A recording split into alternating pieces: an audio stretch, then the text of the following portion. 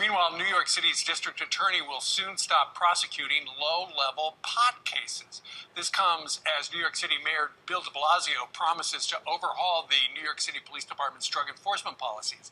So is it a good idea or a bad idea? We've got two people. One feels it's good, the other bad. Lisa Garber is a New York attorney who supports the policy change.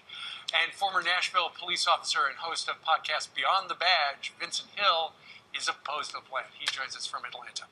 All right, Lisa, tell me why you think this is a good idea for them not to prosecute low-level pot cases here in New York City. Sure. It's a little problematic because de Blasio has been wishy-washy for years now on lighting up a doobie in Manhattan. And the problem is that now across all of the boroughs of New York, we're seeing increased levels of racially discriminatory charged arrests. And for low-level marijuana why are they racially charged? We're looking at statistics of 86% of arrests for low-level marijuana crimes, including just lighting up in public or having a really small amount in possession, are Black or Hispanic, and that is way out of whack with the trend in New York in general. Okay, Vincent, what do you think? Well, it's quite simple, Steve. If you don't want to go to jail, if you don't want to get arrested, don't break the law. And right now, the law in New York is that marijuana is illegal. So no matter how big or how small the crime is, if you don't want to go to jail, don't break the law. I've arrested Black people, white people, Chinese, Asian, you name it, because they were breaking the law, not because I wanted to have some disproportionate stat of Black people in jail. It's because they were breaking the law. It's that simple. Ultimately, Lisa, he makes a great point. Pot is still a Class 1 controlled substance. It is against the federal law to have it in your possession.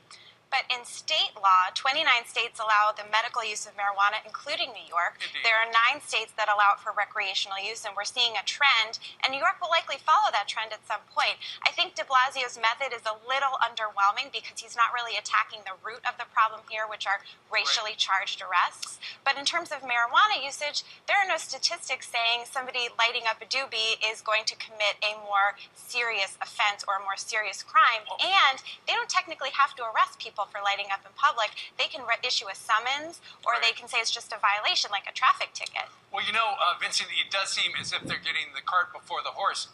It is not legal. The recreational pot thing is not legal here in New York City. If they want to make it legal, have Bill de Blasio go in front of the council and have him change the law here.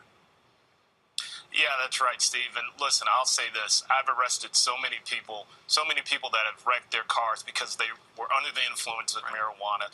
I've gotten guns off the street from a simple marijuana charge. So this is much bigger than, it's just a minor charge. Criminals are criminals. And listen, we just opened up a lot of jobs to drug dealers and New York City, because basically they're saying, well, if I don't package it for resale, then I know I can't be arrested for it, but I can still make the money. I can still sell those drugs. It's a win-win for them.